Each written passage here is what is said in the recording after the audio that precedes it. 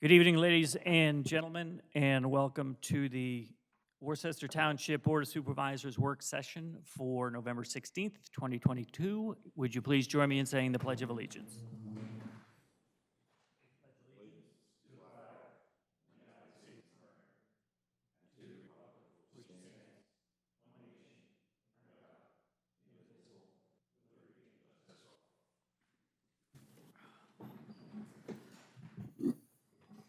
My name is Rick DeLello. I'm the chairman of the board. To my left is Lou Betts, who is our vice chair. To my right is Steve Quigley, who's our third member. And over on the side table, we have Sean Halbum, who is our township manager. First and foremost, does anybody have any informational items for the board tonight? Okay. Seeing none, next item is public comment. We do ask that you limit your public comment to 5 minutes. Does anybody have any public comment for the board this evening? Seeing none, we will move forward. We have two presentations tonight. First and foremost, we're going to have the Worcester Fire Department is going to give us a quick update on the incident that happened last week, and then we'll move on to a presentation on a potential bike lane project. So I don't know who's going to represent, but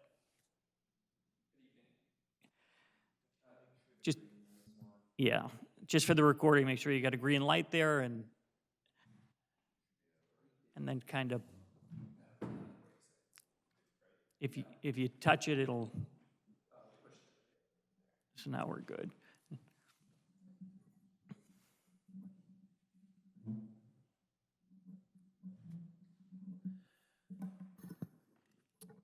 Good evening, supervisors and Worcester residents. My name is Doug Drake, and I am the president of the Worcester Volunteer Fire Department.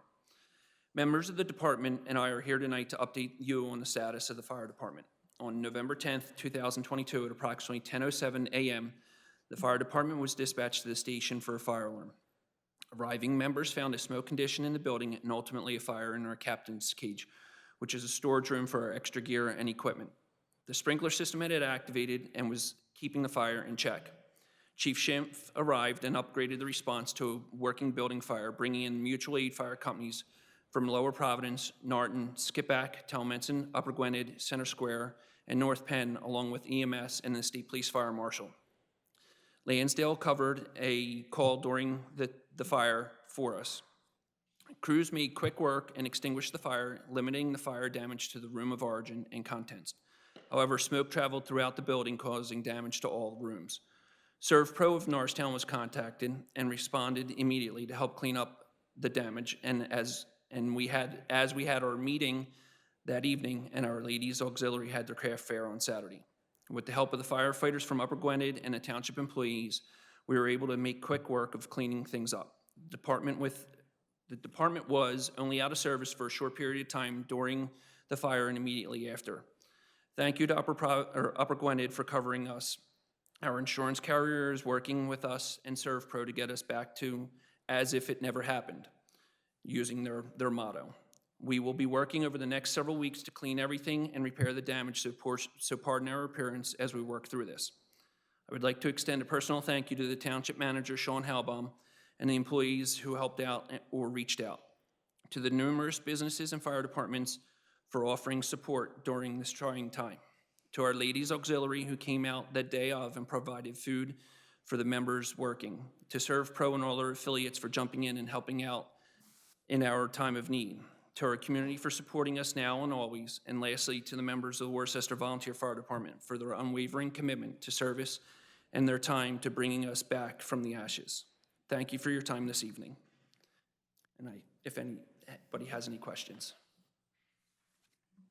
Want to start? Do you guys know what the underlying cause was? I mean, I heard a couple of different things, and I wasn't sure. From the State Fire Marshal and through our insurance, they'll be investigating a little bit further, but it's believed to have started in the captain's cage from some device that was being charged. Gotcha. Whether it be a battery pack charger or a flashlight charger, they're still trying to figure that out exactly. Okay. In fact, they'll have an expert come out and take a look at what we have. Okay. Is there anything that you need from us? I mean, obviously, in terms of, there's some remediation and different things. I mean, do you need anything specifically from the board? I know I talked to Sean, the morning it happened, and, sort of gave my 2 cents to anything you need. That's sort of been our philosophy, but, As of right now, no, we do not need anything. We might need some storage space if, for the equipment, if temperatures get drastic in the next couple weeks, because they are saying, pushing everything, looking forward, probably at the beginning of December before everything's wrapped up, and they do have to repaint the whole entire engine bay. So during the daytime, if it's warm, the trucks will be out, but if possibly, there might be some storage requests. was anybody in the building at the time of the event? No, there was nobody in the building, and there were no injuries sustained by any of the responding Excellent. firefighters. Okay. I guess my question is, how do we as a township learn, or how can we educate the people in the township from your mishap? If it's something battery-related, we have a lot of battery-operated things on the farm, from golf carts to chargers for big lights, small lights, all the electrical things we have for saws and things, everything's plugged in to battery chargers. And I guess you hear about the Tesla cars blowing up, or those hoverboards, whatever the kids have. Yeah, They blow up. years So ago, yeah. I think it could be a learning lesson that for a lot of people, the cords you use, what's around the items, how do we work with that? I guess the question is, how do we share that information with the public as to what happened in the firehouse? As more of a warning, it's an educational tool to the residents of the township and to whoever, that it can be a serious problem. I know that you feel some of these battery chargers sometimes, they're pretty hot, and I'm just not sure what the manufacturer really knows about it. From a lot of these things, Right. anytime these lithium batteries are involved in something, it just, I won't say it's an accident waiting to happen, but it's a serious problem that, as we as a country are getting more into that, the use of battery packs and things. And so I guess, how do we work with the fire company to get the information out? I guess when the report comes out, you're then able to share the findings, or maybe make recommendations from the firehouse to the people. Hey, be aware of these problems. So often we hear about the Christmas lights. Don't plug too many lights into the extension cord, or extension cord in general. But as the country's transitioning to more battery-operated items, I think it'd be a serious problem. I have, even my grandkids, must have 3 or 4 of those battery-operated ATVs and things that, all these lithium batteries. Right. The biggest thing is making sure that whatever's being charged has proper ventilation around it. Being a retired state trooper and working with the fire marshal's office for several years, we would see, unfortunately, fires caused by underrated extension cords being used, or them being coiled up and them overheating.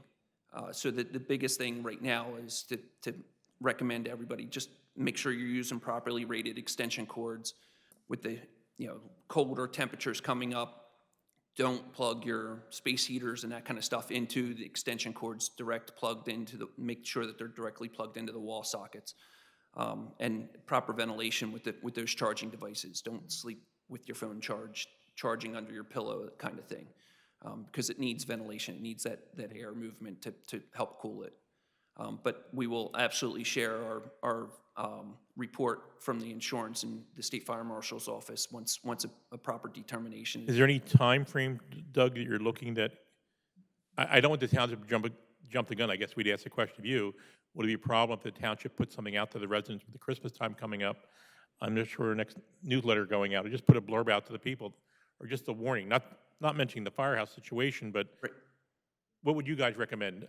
Because you're learning from this experience as well as everyone in the room. Absolutely. If the township is able to still do that, we'll get something over to Sean to include in the newsletter to make that I recommendation. We think do those peak of the week too, if Yeah, the we're, peak- if we're very good, not the in peak of the, the week. if we're not in the cycle for a newsletter, and I don't know offhand the Yep. Right. timing on that, but those are certainly a weekly, and I know I put my tree up after Thanksgiving, so that's my weekend, and I pray that it's not 30 degrees as none of my lights work and all that wonderful stuff, but that's sort of my timing.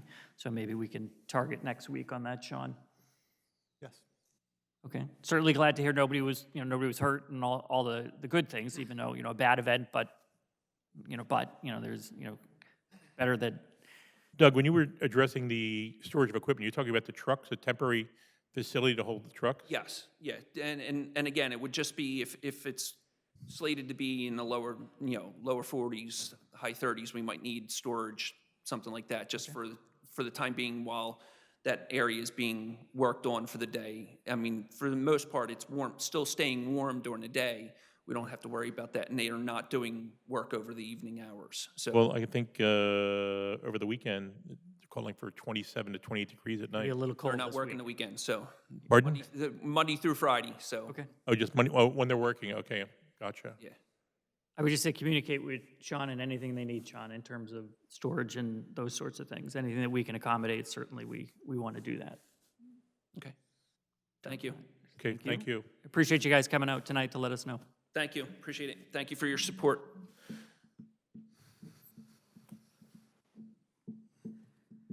Okay, so the next item on our agenda is discussion regarding a Sharrow bike lane. So it's like a made-up word. Arrow and share is what I read about. So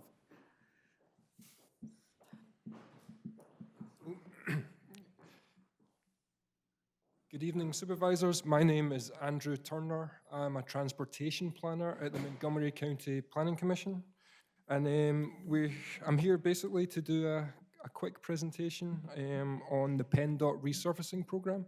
okay, So basically, the PennDOT resurfacing program is a coordinated effort between the Montgomery County, DVRPC, the Delaware Valley Regional Planning Commission, and PennDOT to identify state roads that would be suitable for adding bicycle infrastructure to.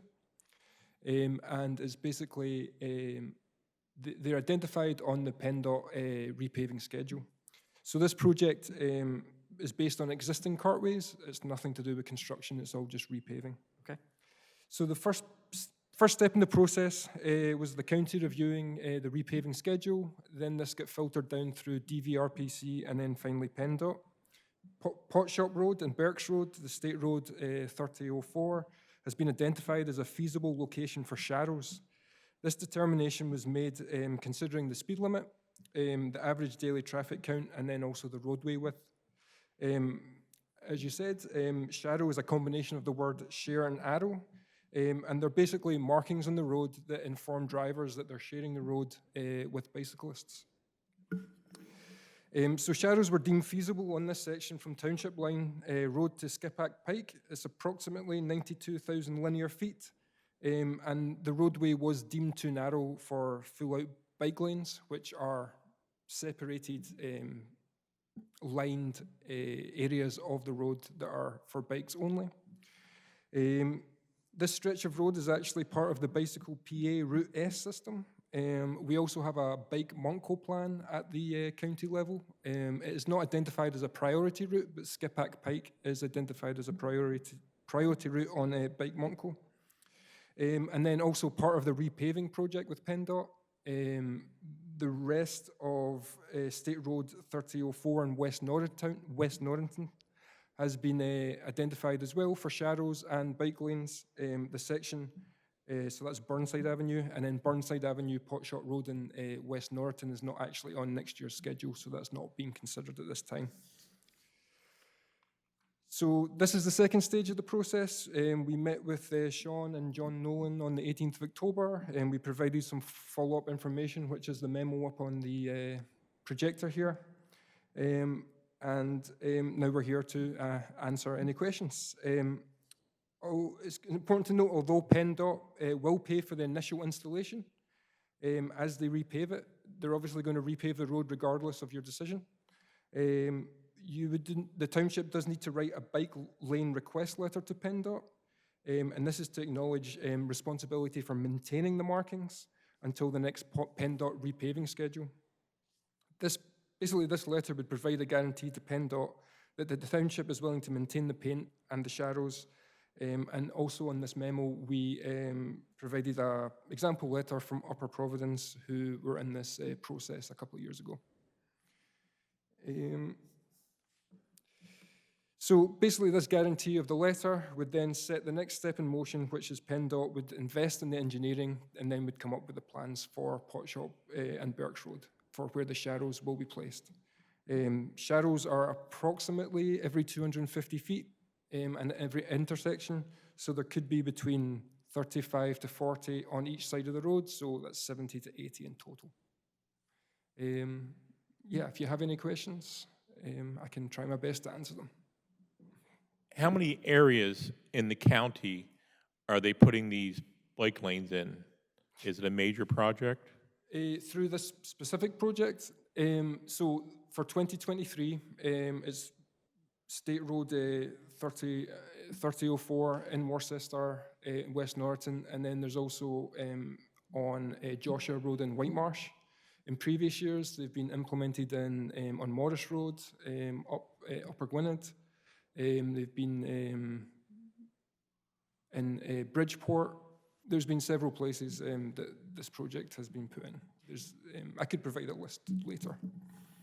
So my understanding in these cases, there's not enough real estate in essence for a true bike lane, so you put all of these notifications along those roadway areas because they're areas of bike traffic which is sharing with the road, so it's more of a visual to drivers to say, hey, this is a section of road that has.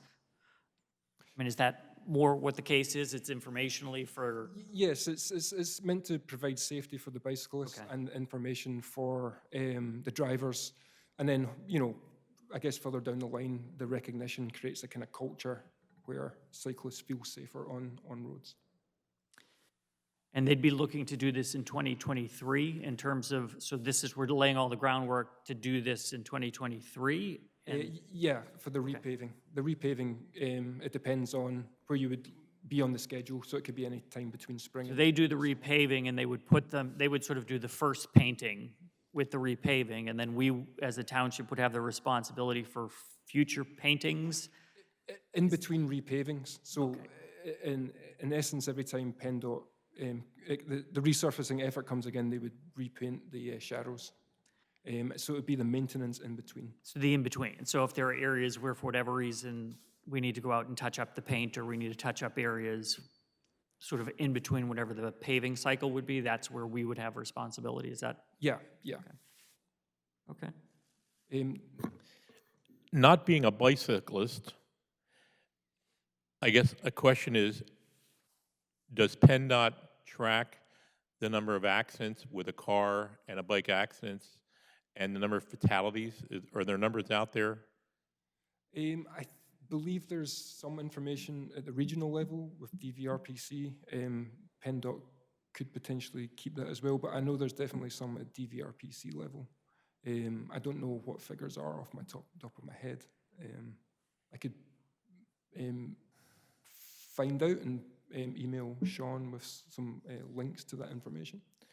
And I guess I'm not a gambler, I don't bet, but I guess if I was riding a bicycle, I probably wouldn't ride my bicycle on Valley Forge Road or Skippack Pike. You watch the people on their cell phones where they just go over 2 feet, and it's a problem.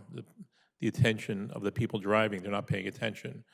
And with the bicycles, I'm in favor of it. It's just, Well, I think the bikes are going to be there anyway. the bike's going to be there anyway, and at least make the people more aware of it. But I was just curious, never seeing a presentation about this before, the number of accidents, how often it happens that the car sideswipes the bicycle. I don't think usually the bicycle would sideswipe the car, and the number of accidents involved in that. So that'll be my homework. I have to look at that, the figures, and see what kind of, it seemed like it happened an awful lot with all the driving out there nowadays. Well, we certainly see, I know that I see when the weather turns a certain way, all of a sudden you get a lot of these winding roads in Montgomery County, and suddenly you come around a corner and then there's a swarm of bikes that are not necessarily traveling at the speed of a vehicle in terms of that. So I'm with you. The long and the short is they're going to be out there. The bikers are going to be out there, and we certainly want to do our part to make sure that we're trying to educate drivers, but it's a good question to see whether or not. I would be curious to see what the outcome is.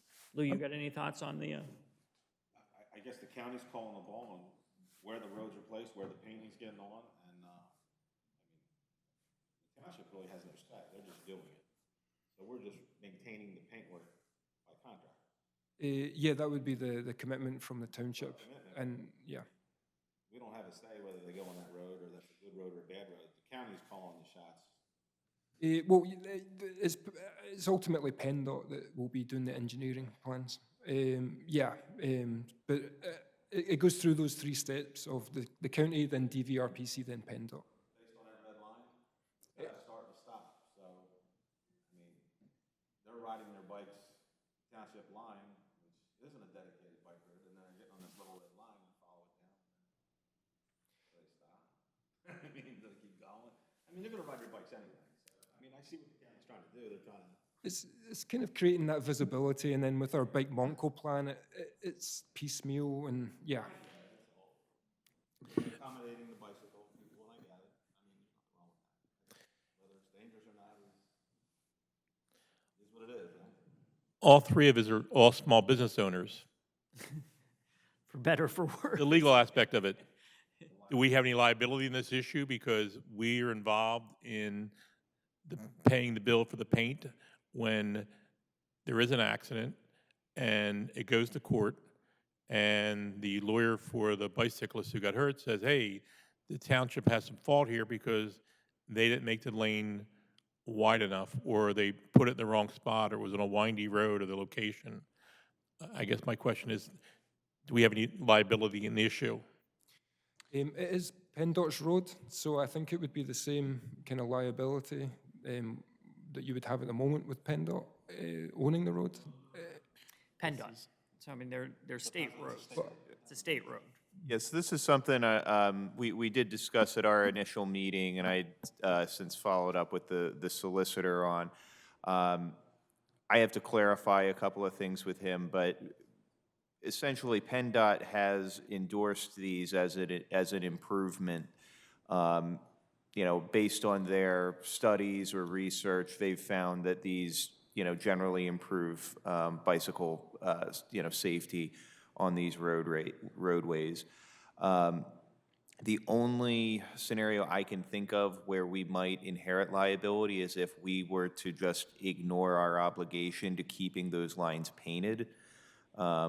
And one of the things I was going to ask you, Andrew, is if we're provided a stencil for our Public Works Department so that they can go out there and repaint those lines, or if that's something that we need to procure.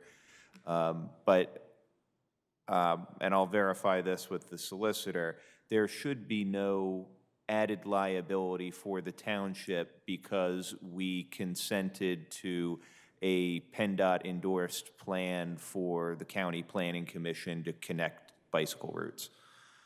That said, I mean, it's a litigious world, so, you know. With regards to the stencil, DVRPC have some that you would be able to borrow. Otherwise, I believe they cost about $500 for the stencil. $500 for a stencil? For a shadow, yes. Okay. You brought an interesting point up about our liability is painting it. Once again, we're just looking at all the aspects, different aspects here. How bright does it have to be? I mean, once again, the lawyer comes up. I mean, that's why they're a lawyer. I wish Mr. Brandt was here to defend himself, but it wasn't bright enough. I mean, so I hate to do these things, but Sure. that's the nature of the world we live in nowadays. Mm-hmm. Yeah, I mean, I did note that there's Sharrows in their own independent lane going up. I believe it's 63. You know, between what is it, Towamencin and Worcester, is it? Right. So I mean, there's a visual aid if you wanted to see it, but there again, that road is wider, whereas this Sharrow will be, you know, in the actual cartway, in the actual, you know, lane.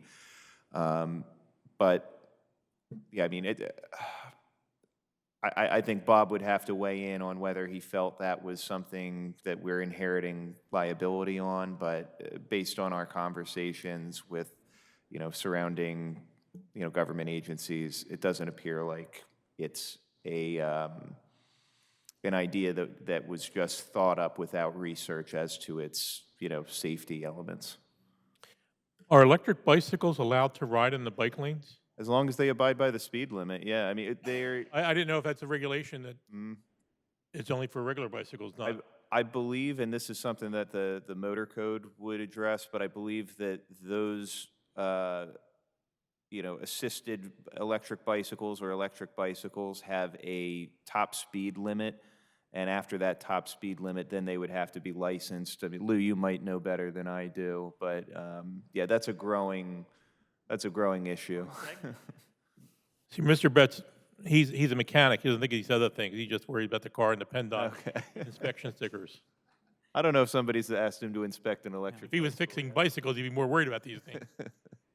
No, I mean, look, I think we're generally supportive of it. I mean, Yeah, and the understanding, our understanding is that there's a sample letter, and we need to mirror something similar to the sample letter that just says we're on board. We recognize our responsibility, and as Steve said, Sean, we just want to make sure that we can successfully do whatever it is that we have to do. Or you mentioned the stencil and painting, and we're not opposed to doing any of that. We just want to make sure that we have access to whatever it is that we need to do in terms of that. Our Public Works Department, yeah. In between, of course, as Andrew said, when the road is repaved, PennDOT will redo that. So you figure a road is repaved, on average, maybe every 7-8 years.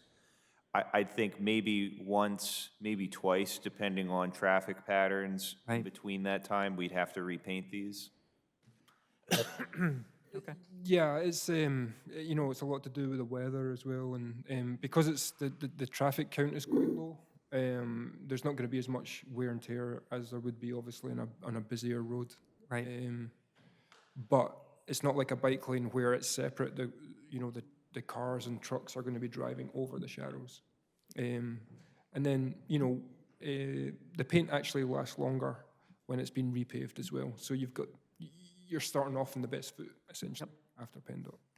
We want to do our part for the safety, and we certainly want to do our part for the bikes, because this is a... One more question. Go ahead. Sean, why wouldn't PennDOT just paint?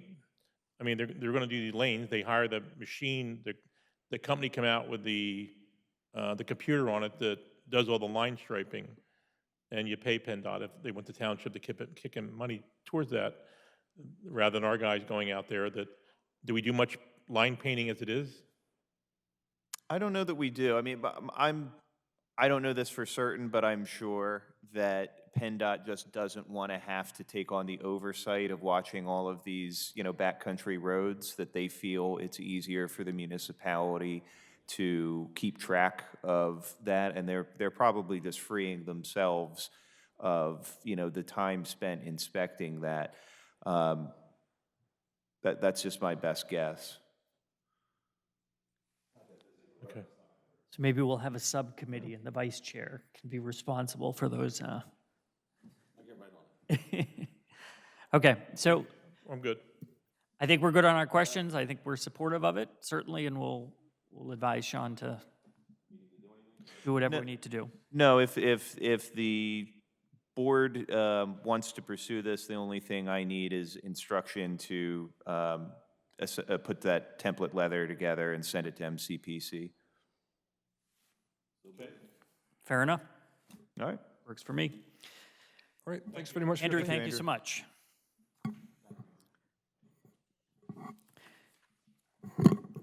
Okay, moving forward, does any board member have any other business they wish to bring up for our work session tonight? Neither do I. Okay, and then any additional public comment? Does anybody have any public comment for the work session for the board tonight? Seeing none, motion to adjourn. All right, we'll take a little break, and then we'll start up at the bottom half of the hour.